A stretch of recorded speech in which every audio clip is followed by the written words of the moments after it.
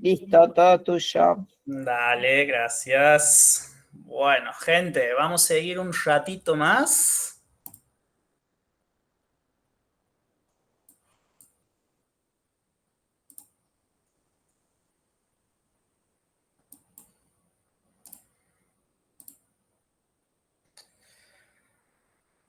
Les voy a contar ahora un análisis que es primo, si se quiere, de el análisis de correlación que les ha mostrado Mariano recién. Es un análisis primo, pero no son tanto primos hermanos como más primos un poquitito lejanos, están un poquitito alejados entre sí porque matemáticamente son distintos, en cuanto a los objetivos que buscan son distintos, entonces me pasa que veo muchas veces a personas haciendo los dos análisis siguiendo siempre la misma secuencia. Arrancan haciendo correlación y después se ponen a hacer regresiones y eso estrictísimamente hablando está mal porque son dos cosas nada que ver, que lo único que tienen en común es que trabaja con dos variables cuantitativas. ¿Se acuerdan que yo ayer les decía, che, cuando ustedes se topen con algún problema, fíjense primero de identificar con qué variables están trabajando, clasificarlas y bautizarlas? Bueno, ¿se acuerdan que yo les decía? Eso es importante porque no es lo mismo trabajar con dos variables que son quanti, dos variables que son quali o una quali con una quanti. No es lo mismo. Ustedes ayer con el análisis de la varianza han visto lo que podían hacer cuando trabajaban con una y una quali y una quanti. Hoy Mariano les mostró qué es lo que pueden hacer cuando se topan con dos variables que son quanti. Bueno, yo también les voy a mostrar algo que se puede hacer con dos variables que son quanti, pero más allá de esa similitud entre la correlación y la regresión, no hay mucho más paralelismo, la verdad, porque los objetivos son distintos. Entonces, regresión lineal simple es el tema que les voy a contar ahora. Y vamos a arrancar primero diciendo para qué sirve. ¿Se acuerdan que yo ayer, cuando les daba análisis de la varianza, les decía, en una frase bien sencillita, el ANOVA o el Kruskal sirve para comparar grupos? Bueno, del mismo modo, de una manera bien sencillita, regresión lineal simple sirve para encontrar un patrón entre variables, es decir, ver si cuando una aumenta a la otra qué le pasa, ¿sí? Más o menos lo que veíamos con el caso de las correlaciones, pero como bonus track, la regresión lineal te permite hacer algo mucho más interesante, que es no solamente encontrar un patrón de qué le pasa a una variable cuando la otra cambia, sino cómo cambia o qué valor espero yo, qué predigo yo que va a asumir como valor una variable en función del valor que tome otra. Creo que esa es la función más linda que tienen las regresiones, la capacidad de predecir una variable sabiendo el valor de la otra. Ahora, ya dijimos que voy a tener en una regresión lineal simple dos variables. Ya dije que las dos van a ser cuantitativas. Ahora lo que tengo que hacer es bautizarlas a esas dos variables cuantitativas para ver quién es mi variable dependiente y quién es mi variable independiente. Atente a que hay un montón de sinónimos. La variable independiente la pueden encontrar como variable explicativa o exógena o regresora o X. Yo le voy a decir X. Y a la variable dependiente la pueden encontrar como variable de respuesta o endógena o argumento o directamente Y es de la manera en la que yo le voy a decir. Ok. Tengo entonces dos variables cuantitativas en donde a una la tengo que bautizar como X y a otra lo tengo que bautizar como Y. Y aquí hay una diferencia respecto a lo que veíamos en correlación con Mariano. En las correlaciones, ese bautismo no importa, porque yo les doy el mismo peso a las dos variables. No hay una que dependa de la otra. Es decir, cuando ustedes hacen una correlación y arman el diagramita de dispersión, que es el diagramita con esos dos ejes, en donde en un eje está en una variable y otro eje está en la otra variable, es indistinto que pongas vos aquí y que pongas aquí. Es indistinto. De hecho, se suele decir variable x1 y variable x2 a las variables en una regresión. Y es más común reservarnos el concepto de x e y cuando hablamos de regresiones lineales. ¿Sí? Aquí es importante bautizar cuál depende de cuál otra. En la correlación no. Es indistinto cuál pongas vos en un eje u otro. Aquí yo necesito definir cuál es el sentido de asimetría de esta relación entre las variables. Es decir, cuál me permite a mí explicar a cuál otra. Es decir, voy a tener una variable x que me va a permitir predecir una variable y. Pregunta, gente, ¿los he mareado con esa comparación con la correlación o está todo bien? Todo bien, muy claro. Buenísimo. Ok, vamos con un ejemplo. Aquí tengo dos variables que las dos son cuantitativas. Tengo carga de trabajo de un tractor medida como cuántas hectáreas trabajó por hora ese tractor. ¿Cuánto tiempo estuvo en funcionamiento en definitiva? En horas. Y tengo otra variable cuantitativa que es consumo de combustible medida con básicamente cuántos litros por hora gastó ese tractor. Ok, clasificar a la variable como cuantitativa es súper sencillo. La pregunta es cómo la bautizo ahora a estas variables. ¿Quién es la variable de respuesta? ¿Quién es la I en esta historia? ¿Carga de trabajo o consumo de combustible? Y ahí ustedes lo que tienen que hacer es pensar, a ver, ¿quién depende de quién? Según ustedes, el consumo de combustible del tractor depende de cuánto tiempo estuvo en funcionamiento el tractor o cuánto tiempo estuvo en funcionamiento el tractor depende de cuánto combustible gastó. La primera. Primera.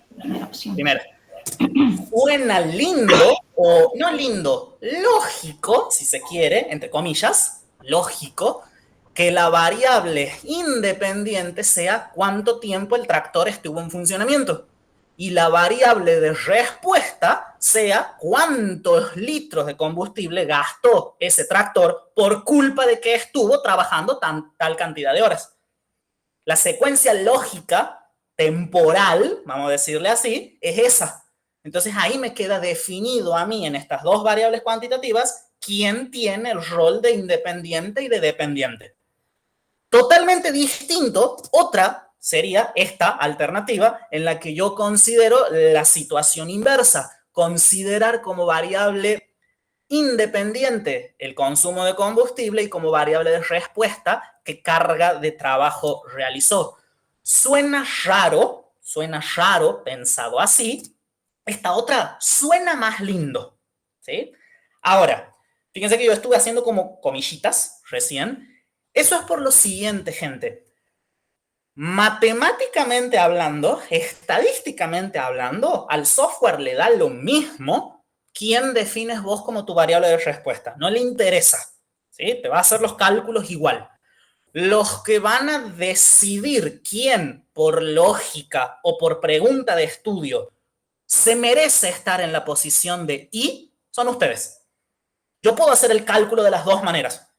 Si es que tengo motivos para hacerlo, si es que hay bibliografía que me ampare, si es que es mi pregunta de estudio, yo lo puedo hacer de la otra manera. Pero arranquemos tranqui y lo encaremos desde la manera lógica, entre comillas, que sería esta. Ahora, ¿cómo es que nosotros vamos a hacer una regresión lineal simple para predecir la y en función de la x? Primero, les presento el modelito matemático. ¿Se acuerdan que ayer habíamos visto que en una ANOVA y era igual a mu más tau más el error? Bueno, aquí y, que es mi valor observado, es una representación, si se quiere, de todo este término predictivo. ¿Sí? Este valor observado es una representación de este término predictivo que se lee de la siguiente manera. La ordenada al origen poblacional más la pendiente poblacional multiplicada por el valor de X en concreto, más un error de estimación, variabilidad no explicada, que eso no me lo voy a sacar de encima nunca. ¿Sí? Ese es el modelito matemático que sustenta todo esto que yo les voy a contar. Aquí les dejo las interpretaciones de cada uno de los términos, pero es básicamente lo que les acabo de contar. Después, en todo caso, con números en concreto, lo vamos leyendo mejor. Agarro el ejemplo ese de hace un ratito de cuántos litros por hora consume un tractor en función de cuánto tiempo estuvo trabajando. Esta es una base de datos totalmente inventada. Mariano recién les decía, siempre que hagan una correlación, arranquen primero haciendo un gráfico. Del mismo modo, antes de ponerse a buscar valores P en una regresión lineal simple, primero hagan un gráfico. Que el gráfico es el mismo que el de una correlación. Se llama gráfico de dispersión. Nada más que en este gráfico sí importa quién pongo en el eje vertical y quién pongo en el eje horizontal. En el eje vertical tiene que ir mi Y, mi respuesta, y en el eje horizontal tiene que ir mi X, mi variable independiente o explicativa. Entonces, consumo de combustible en función de carga del trabajo. Y esa es la nube de puntos que yo obtengo. Cada puntito sería un tractor en definitiva. Este tractor resulta que estuvo trabajando más o menos a ojo, ¿no?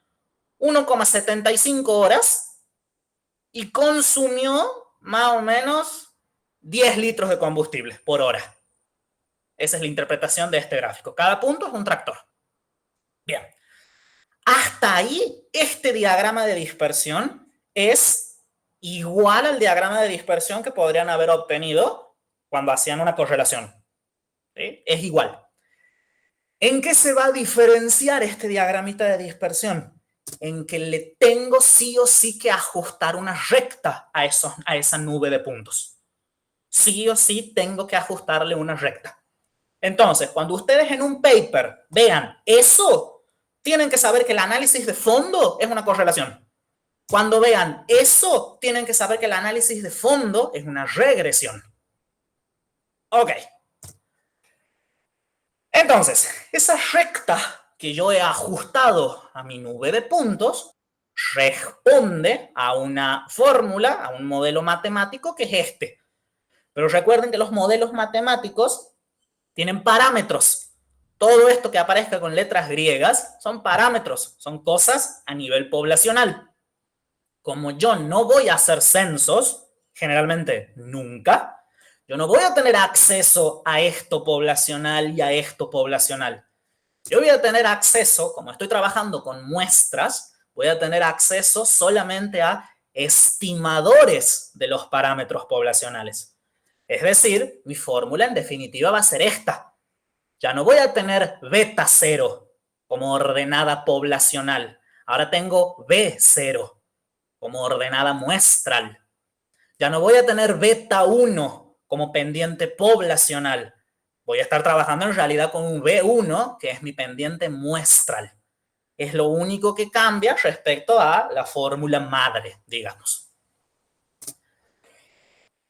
Entonces, ya tengo mi grafiquito, ya tengo la recta que he ajustado a esa nube de puntos, pero fíjense que yo puedo, por ejemplo, haber trazado esta otra recta.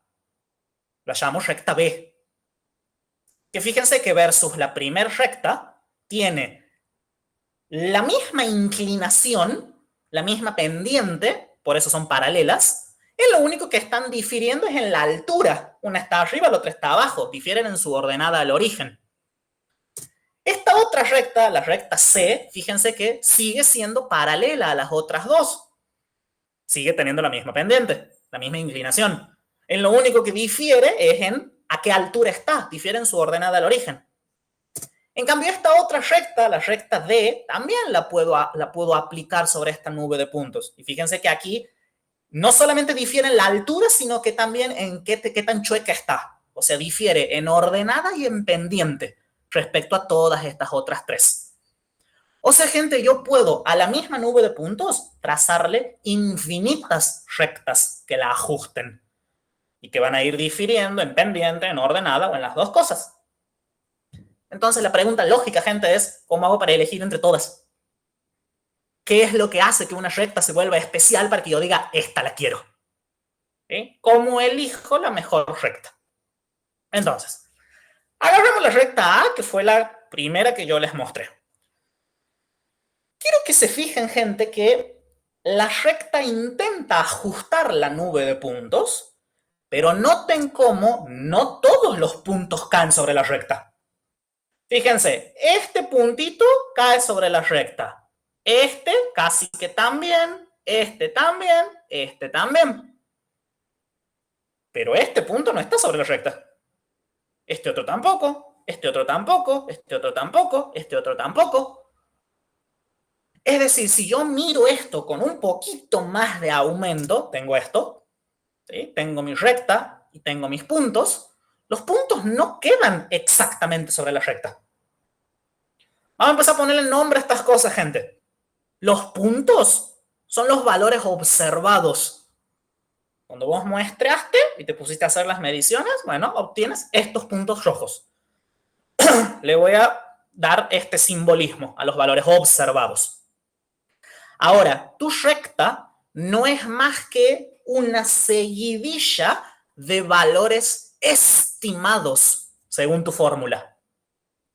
Y le voy a dar a cada uno de esos puntitos que en seguidilla me forman esta recta, le voy a dar el nombre de valores estimados y el i sombrerito es la manera de definirlos, de simbolizarlos. De nuevo, fíjense cómo los puntos no están exactamente sobre la recta. Hay distancias entre los valores observados y los valores estimados. Esas distancias, gente, no son más que los errores. Hace 2 segundos hemos visto el modelo matemático. Habíamos visto que había un término que era el error. La variabilidad no explicada. Yo le puse todo el amor del mundo y te fabriqué esto. Está bien. Perdóname que no sea tan perfecto, pero va a haber una distancia entre lo que yo te calculé y lo que vos realmente estás observando. Esos son los errores. Son distancias entre el valor observado y el valor esperado. Lo mismo que habíamos visto ayer en el ANOVA, los residuos observado menos esperado, es esto. Es esto, es solamente eso. Bien. Díganme si me van siguiendo hasta ahí, che. Va. Sí, Ok. a mí me cuesta entender, yo interpreto que es lo mismo recta que recta, pero está bien, todo bien. Deja de hacerme bullying. Qué maldad, ¿eh? Ese es el análisis con zoom que yo le hice a la recta A. Puedo hacer lo mismo con todas las otras rectas, ver cómo son esas distancias que hay entre lo observado y lo esperado. Ok, buenísimo. Ahora, ¿cuál era la pregunta que yo me había hecho originalmente? ¿Cómo hago para decidirme de entre todas las opciones posibles cuál es la recta más bonita? Y me voy a guiar básicamente de 2 requisitos que la recta tiene que cumplir en simultáneo. Las 2 cosas, no me sirve una sí y la otra no, tiene que ser las 2. Requisito número 1, esas distancias, esos errores, si yo los sumo, me tiene que dar 0. Sumatoria de los errores igual a 0. Primer requisito. ¿Qué pasa? Hay muchas rectas que cumplen con esta propiedad. Así que tengo que filtrar y meterle un segundo criterio que es, quiero que los cuadrados de esos errores, si yo los sumo, me den el valor más chiquitito posible. Sumatoria de los cuadrados de los errores tiene que dar un mínimo. Aquella recta que en simultáneo me dé con el gusto de estas 2 cosas, se lleva el premio de la mejor recta y es la que yo conservo y utilizo.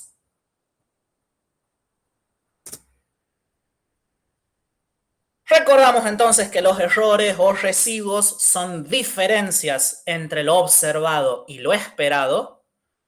recuerdo ese requisito de que la sumatoria de los cuadrados de esos errores tiene que ser un mínimo.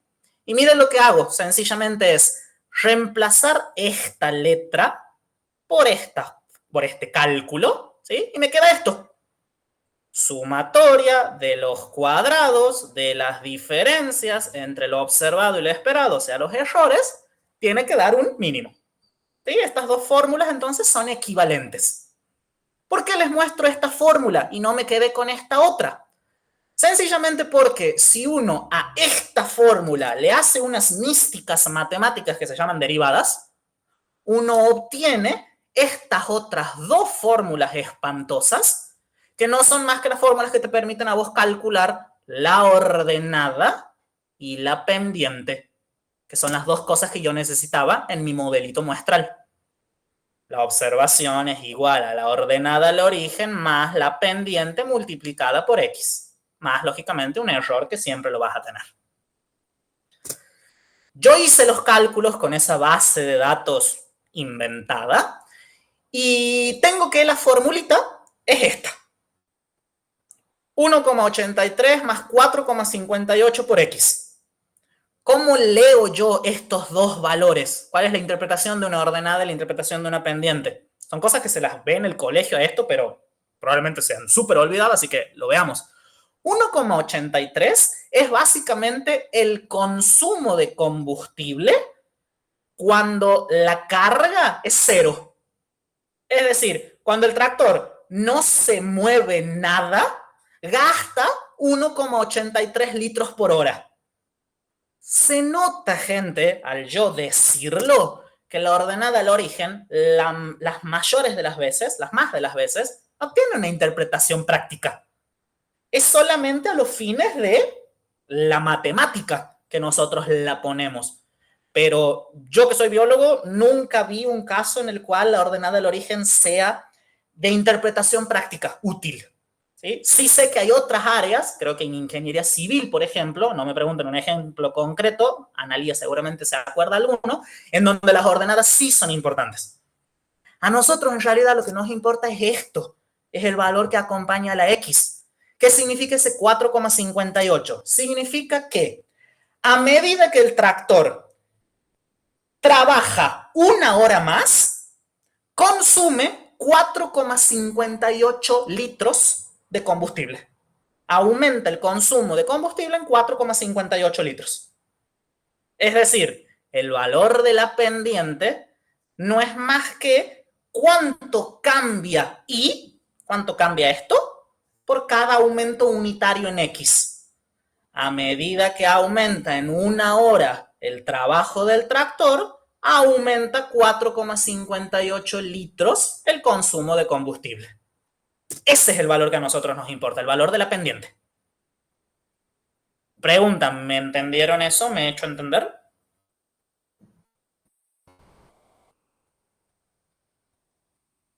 Sí. Ahora, 4,58 es un valor que claramente no es cero matemáticamente, ¿sí? Claramente es un número distinto de cero, pero yo necesito ver si ese 4,58 estadísticamente es distinto de cero. ¿Por qué me interesa ver si es distinto de cero? Porque en definitiva, gente, si la pendiente es cero, significa que la X no te sirve para predecir la Y. Por eso es tan importante la pendiente. Si la pendiente es igual a cero, la X no te ayuda en nada a saber cuánto va a valer la Y. Es una variable que no se merece la categoría de explicativo, porque no te ayuda a explicar nada. Entonces yo necesito ver si ese 4,58 efectivamente es distinta de cero. Esa es la pregunta que me tengo que hacer. Si estadísticamente es distinta de cero. Matemáticamente 4,58 es distinto de cero, pero tengo que ver si estadísticamente lo es. Y el justificativo de eso es que, ¿por qué tengo que ver si es que es distinto de cero? Fíjense que nosotros estamos trabajando con una muestra para calcular tanto la pendiente como la ordenada. Estoy trabajando con una muestra, ¿sí? Hagamos de cuenta que yo tomé solamente 5 tractorcitos, a los cuales les medí cuánto tiempo se movían y cuánto combustible gastaban. Solamente un N de 5. Y tengo estos 5 tractores. Ahí se nota que hay un patroncito en el que a medida que aumenta la X, aumenta la Y. A medida que más se mueve el tractor, más combustible gasta. Se nota. Entonces vos te pones a hacer el análisis y te topas con que la pendiente es 2. ¿Qué significa un 2 de pendiente? Que a medida que el tractor avanza 1 hora, el consumo de combustible aumenta 2 litros. Esa es la interpretación. Ok, perfecto. Pero yo trabajé con una muestra. No trabajé con toda la población. Yo no sé cómo es el patrón de Y en función de X a nivel macro, a nivel de todos los tractores del universo. Capaz que el comportamiento en todos los tractores del universo es ese. Esa nube de puntos. Ahí están todos los tractores del universo. Pregunta, gente. Viendo esta nube de puntos, a medida que aumenta X, ¿la Y cambia? No, No. es casi constante. Exactamente. Se aprecia una relación constante. A la Y ni le mueve el hecho de que X cambie. Fíjense que yo en el acto de muestrear, por solo azar, capaz que de estos infinitos tractores, agarré solamente estos que a mi ojo le dicen, che, sí hay relación, cuando en realidad a nivel poblacional, que es lo que te importa, no la hay. Entonces, por eso yo tengo que saber si la pendiente que yo estoy viendo muestral es estadísticamente distinta de 0 a nivel poblacional. Y para eso es lo que tengo que hacer una prueba de hipótesis, gente. Tengo que ver si el parámetro poblacional pendiente es o no es igual a 0. Y para eso, así como en el análisis de la varianza que veíamos ayer, ¿se acuerdan que Analía les contaba que había que calcular un estadístico, que se llamaba F de Fisher, al cual se le correspondía un p-valor? Bueno, aquí también yo voy a utilizar estadísticos, que puede ser el F de Fisher, que vieron ayer, o puede ser el estadístico T de Student. No es la idea que ustedes sepan este formulerío, la idea es que solamente recuerden que uno calcula un estadístico y después busca el p-valor de ese estadístico. El p-valor del estadístico T o el p-valor del estadístico F. Y si se topa con que ese p-valor es menor al alfa, entonces vos decides rechazar o no la hipótesis nula. En este caso, fíjense que arribo a la misma conclusión. Yéndome por el T, yéndome por el F, el p-valor es astronómicamente chiquitito. Por ende, yo puedo decir, che, esto no, esto sí. Abandono la hipótesis nula, me voy por la hipótesis alternativa y digo que, en efecto, esa pendiente que yo en mi muestra estoy viendo que es distinta de 0, a nivel del todo, a nivel poblacional, es distinta de 0. Hago prueba de hipótesis para mi pendiente. Nico, ¿y existe prueba de hipótesis para la ordenada? Sí. ¿Es útil? Depende. Si a vos la ordenada te importa, la hacemos. No pasa nada. Pero de base, sí o sí, hipótesis para la pendiente tiene que estar. Ok, ahora. Yo hago el análisis de regresión, obtengo mi formulita, le hago prueba de hipótesis a la pendiente y a la ordenada si es que quiero, veo que es significativa. Fabuloso. La pregunta que viene inmediatamente después es si esa fórmula que yo tengo me es útil para lo que yo quería, que es predecir un valor de Y. Es decir, si las inferencias que yo acabo de hacer son válidas o no. Y ahí es donde aparece el tema de los supuestos de nuevo. Miroteando a los errores, tengo que ver si tienen distribución normal, si son independientes, si son chiquititos y su media es 0, y si hay homogeneidad de varianzas. Independencia me la garantizan ustedes desde el vamos. Media 0 es teórico, lo asumimos como tal. Esto otro hay que corroborarlo con método gráfico o con método numérico, que eso les va a mostrar Aide dentro de un ratito cómo se lo hace en Infostat. Tengo que chequear esto. Si esto no se está cumpliendo, Entonces, no me interesa lo que haya obtenido yo como valor de pendiente, no me interesa el p-valor de la pendiente, la fórmula no sirve. O sea, gente, estrictísimamente hablando, yo primero tengo que chequear supuestos antes de calcular la pendiente. Arrancamos por esto y después vemos los valorcitos numéricos. Esa sería la cronología. Hagamos de cuenta que todos los supuestos dieron impecablemente hermosos. Está todo perfecto en nuestra pendiente. En ese caso, yo lo que tengo que hacer como próxima pregunta es plantearme si el modelo, si esta fórmula es buena. Miren la cantidad de preguntas que me he tenido que hacer. Primero me planteo si es que los requisitos se están cumpliendo. Después me planteo si es que la pendiente es estadísticamente distinta de 0. Después me tengo que plantear qué tan bueno es mi modelo, qué tanto puedo confiar en él, básicamente. Y ahí es a donde aparece un concepto, una palabrita que es coeficiente de determinación o R cuadrado. Ignoren la palabra ajustado, ¿sí? Quedémonos con R cuadrado, ¿sí? El R cuadrado básicamente es una medida de bondad de mi modelo. ¿Qué significa eso? Miren cuánto estimo que vale mi R cuadrado ajustado. 0,98. ¿Qué significa ese 0,98? Que el 98,8% de la variabilidad del consumo de combustible es explicado por el tiempo que el tractorcito ha estado funcionando. 0,98 es altísimo. Yo nunca vi un 0,98 en la vida real, nunca, ¿sí? Sencillamente, gente, porque normalmente los fenómenos dependen de muchas cosas. No son unicausales, son multicausales los fenómenos. Entonces, que algo te dé 98,8% es un montón, porque te está diciendo que esto está dependiendo en inmensa mayoría solamente por una sola variable. ¿Sí? Entonces, este número es un montón. Yo en biología no lo voy a ver nunca. Ustedes en su área, capaz que sí, no lo sé. Pero esa es la interpretación del R cuadrado.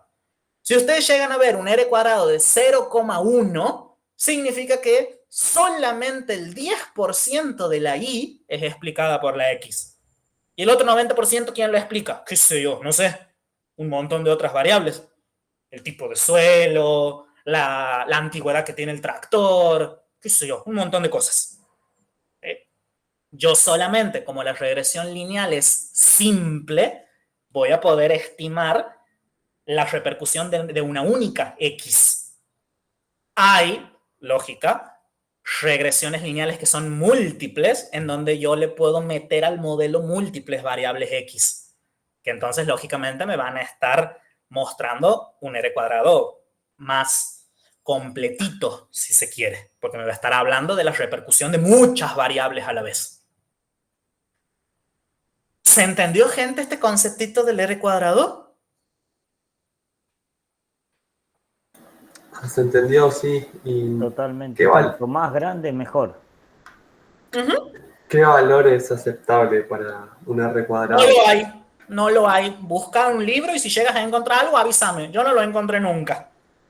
Es básicamente comparativo con las áreas de estudio. De nuevo, yo en biología nunca voy a ver esto. Ustedes en su área de estudio capaz que sí. Sí, pero Entonces no te puedo comparar porque son distintos universos, la verdad. El tractor no es biología, es una máquina. Por eso, yo trabajando con mis ratones, nunca voy a ver esto.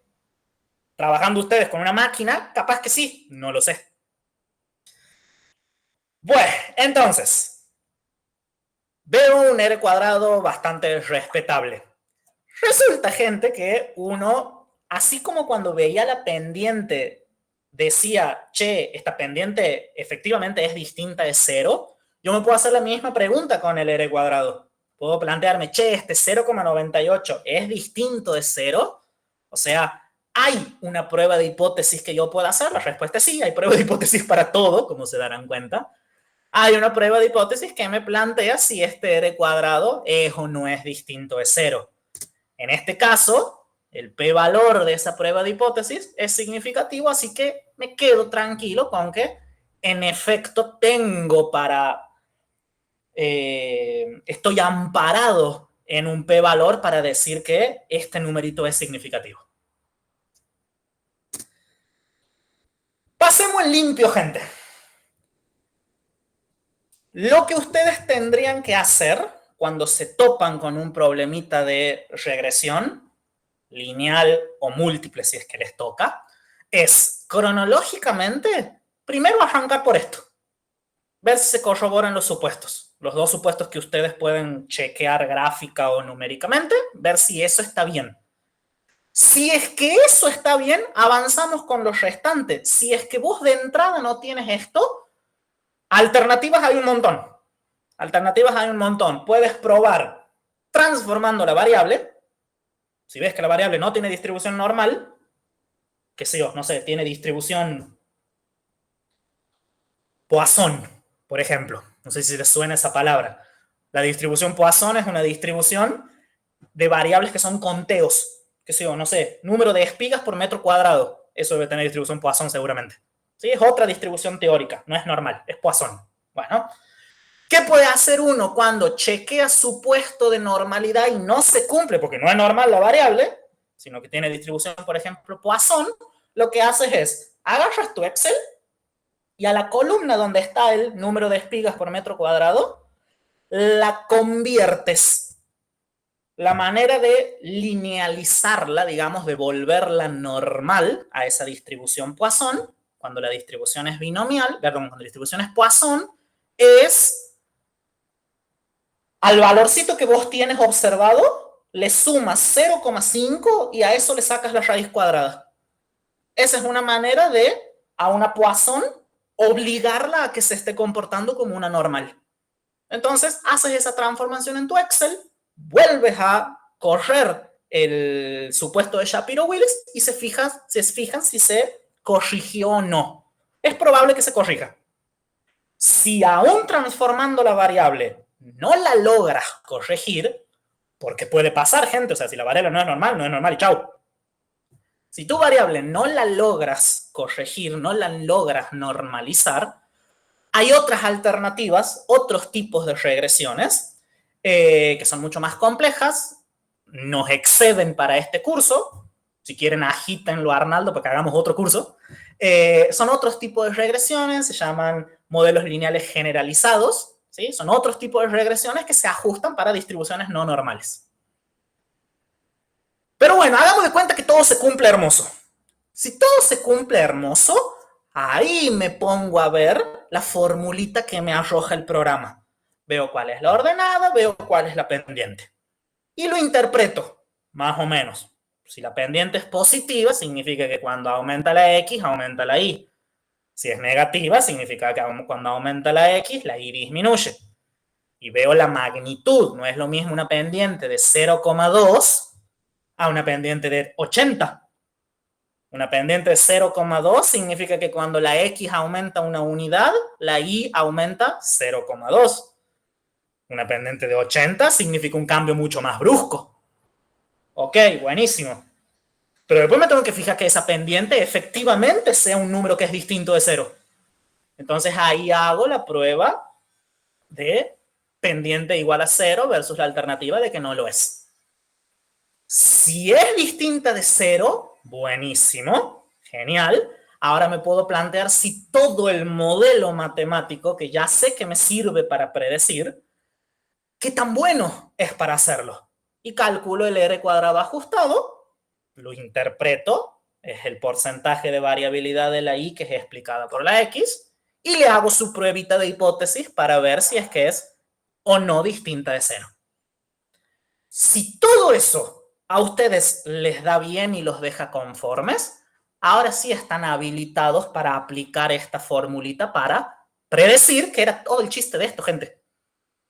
¿Qué significa predecir?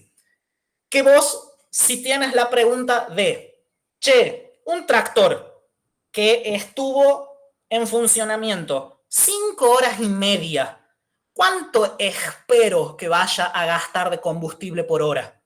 Entonces lo que hago es 1,83 más 4,58 por 5,5, que es ese valor que a mí me interesa utilizar. Y ahí me va a arrojar el valorcito de litros. Es decir, es reemplazar en la fórmula. Hasta ahí, gente. ¿Me siguen? Sí, Nico, sí. Ok. La situación chanta sería tener una fórmula como esa que te diga si tengo tanto de fósforo, cuántos kilos de fertilizante hay que ponerla y que no le erre. Exacto, tal cual. Pero, siempre hay peros en esto, pero siempre que ustedes quieran utilizar la fórmula, tienen que tener el cuidado de que la X que ustedes pongan aquí esté dentro del rango de su muestra. ¿Qué significa eso? Yo trabajé con una muestra, tengo 1, 2, 3, 4, 5, 6, 7, 8, 9, 10 tractorcitos. Para hacer esta estimación he trabajado con 10 tractorcitos. Fíjense, gente, que esos tractorcitos trabajaron más o menos... Entre 1,5 y 3,5 sería. Ahí funciona. Antes o después no anda, o no sabemos. Exacto, gente, exacto. Miren, yo lo que hice fue buscar el mínimo y el máximo de la X, de carga de trabajo. 1,2 y 3,5 eran los valores observados. ¿Qué significa eso? Que yo puedo utilizar esta fórmula, por ejemplo, para un X de 3, porque 3 está dentro de este rango, pero no puedo utilizarla para un X de 8. Sencillamente, gente, porque yo no tengo ni la más repálida idea de si esta recta, a medida que va aumentando la X, sigue aumentando también de la misma manera o no. Capaz que en un momento esta recta se estanca. Capaz que en otro momento empieza a disminuir y después empieza a subir de nuevo. No lo sé. Entonces, como no lo sé, no me puedo arriesgar. Así que esto, gente, es una máxima. Se utiliza la fórmula, pero considerando esto. Si no, es frula lo que están haciendo. Es mentirita. Ok. Y un detalle. De lo teórico ya está, gente, ¿no? Así que esto que les estoy por contar ahora es un detallecito nada más. No hace al tema en sí. Recién Mariano les decía, una correlación no implica relación funcional. Yo se los dije de otra manera. No te interesa quién pones en este eje, quién pones en el otro. No te interesa. ¿Sí? Ok, una correlación no implica relación funcional. Una regresión sí implica relación funcional porque veo cómo funciona la Y a medida que se modifica la X. ¿Sí? Relación funcional sí veo. Lo que no veo, y grábenselo a esto en un tatuaje en el cuerpo, lo que yo no veo es causalidad. Yo no veo causa y efecto aquí. Ninguna regresión, por más que sea significativa la pendiente, por más que el R cuadrado te dé 1, que nunca te va a dar, nunca una regresión implica causalidad. Y agarro uno de los ejemplos que Mariano les mostró. Este es el paper de consumo de chocolate, función cognitiva y premios Nobel, hecho en 23 países. Aquí tienen premios Nobel por cada 10 millones de habitantes en el eje de las Y, en función del consumo de chocolate como kilos por año per cápita en 23 países. Y ahí se nota que hay un patrón, se nota. En resultados, los autores de este paper dicen que cuando hicieron la correlación, vieron un coeficiente de correlación lineal de Pearson o de Spearman bastante alto. Ese 0,8, lo redondemos, se lee de la siguiente manera. El 80% de las veces que aumenta una variable, la otra también. Esa es la lectura de un R de Pearson. Ok, y es remil significativa. Ok, buenísimo. Están correlacionados entonces el consumo de chocolate y la cantidad de premios Nobel en esos países. No conforme con eso, no conforme con haber hecho una correlación que solamente te ve qué pasa con una cuando cambia la otra, no conforme con eso, también buscaron una relación funcional e hicieron una regresión. ¿Sí? ¿Qué dice esta regresión? Que es posible estimar que uno tiene que consumir 400 gramos de chocolate per cápita por año para incrementar el número de premios Nobel en una unidad. Gente, esto lógicamente es una relación que se llama espuria. Yo no puedo decir que a medida que más chocolate se consume en un país, aumenta la cantidad de premios Nobel. Es una relación espuria. Matemáticamente sí, me da hermosa la pendiente. Mentira. Es mentira esto. Es mentira. Yo les voy a poner otro ejemplo para que se note que es mentira, que hay muchas relaciones espurias, y este ejemplo me gusta mucho porque te muestra el por qué las relaciones espurias. Este ejemplo me encanta. Relación entre dormir con las zapatillas puestas y tener resaca. Vos haces una regresión entre esas dos cosas y te da significativo. Y no tiene nada que ver dormir con la zapatilla puesta y tener resaca. ¿Qué es lo que está pasando? Hay otra variable que me confunde el análisis, y la deben haber leído en los papers como confounding factor, factor de confusión. Hay una variable que me está haciendo ruido porque se vincula tanto con la variable dormir con las zapatillas puestas como con la variable resaca. ¿Se les ocurre cuál es esa variable? Cantidad de alcohol consumida. Sí. Si vos chupaste mucho la noche anterior, lo más probable es que llegues detonado a tu casa y te acuestes con las zapatillas puestas. Y también es probable que cuando te despiertes te reviente la cabeza el dolor. Hay una tercera variable que me está contaminando esa relación espuria que yo había visto originalmente. Por eso, gente, nunca hablen de causalidad. Solamente estoy viendo una relación funcional, pero no estoy viendo causa y efecto. Esto no es del área de ustedes, esto es el del área de salud, así que agárrenlo con pinzas. Estos son 9 ítems que se tienen que cumplir en simultáneo para que uno pueda hablar de causa y efecto. Esto está sacado del ambiente médico, es para ver si es que hay causalidad entre algún factor ambiental y enfermedades, ¿sí? No es para el área en lo que van a trabajar ustedes, pero son interesantes la cantidad de cosas que se tienen que dar en simultáneo para que uno esté adjudicado a decir que hay causa y efecto. Ampararse en que hiciste una regresión y que te dio significativa la pendiente no dice nada más que hay una relación funcional, pero no de causalidad. ¿Sí? Nada, este es un trabajito interesante. Te dice que tiene que haber plausibilidad biológica, o sea, tiene que tener lógica esa relación de causa que vos estás proponiendo. Tiene que haber temporalidad, o sea, que la causa tiene que estar temporalmente antes que el efecto. ¿Sí? Una serie de ítems que, de nuevo, aplican para un campo que no es el de ustedes, pero nada como para desmitificar esto que haciendo una regresión uno está viendo causalidades. Busqué un par de papers en el área de mecanización agrícola donde utilicen regresión, encontré análisis de regresión simple, utilizado para ver las relaciones, y este otro que veía la compactación del suelo en función de distintos niveles de llantas, una cosa así. Bien. Y eso es todo, gente, lo que yo tenía para chismosearles. Díganme si se entendió más o menos. No, espectacular.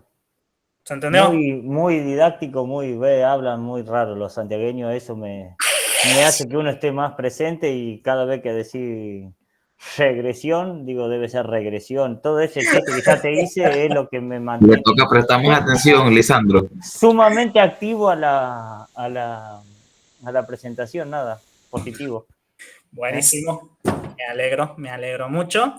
Ahora viene Aide dentro de un ratito como para decantar todas estas cositas con Infostat. Así que bueno. Anita, ¿te parece que hagamos entonces recreito hasta las 11:10, 11:15? Dame un... Perfecto.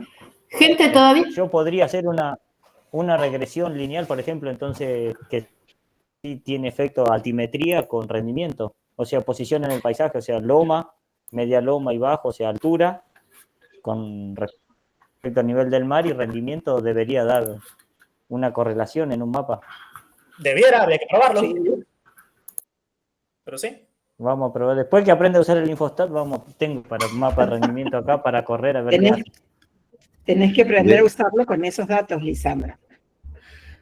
De hecho, Lisandro, hay un teorema de la ecología que dice que a mayor altitud hay menor diversidad.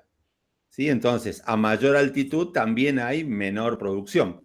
Entonces, esa es un teorema general, que siempre tenés excepciones, porque tenés algunos nudos donde hay excepciones, ¿no? Pero lo que vos decís es real, y si la altitud es suficiente como para que se junten un montón de factores que vienen junto con la altitud, que son granulometría del suelo, temperatura y todo eso. Sí es cierto lo que decís vos, la altura o la altitud está relacionada con la producción. Sí, está bueno hacerlo. Sí, pero es más cerca la altitud, diferencia, qué sé yo, de 4 metros de altura entre un punto y otro punto en la misma parcela. Por el tema del movimiento del agua. Claro, sí, puede ser, sí. Bueno, vamos a probar a ver qué pasa. Buenísimo. Lourdes. No, perdón, iba a decir que no estaba el práctico, pero sí, ya ahí actualicé y me apareció, gracias.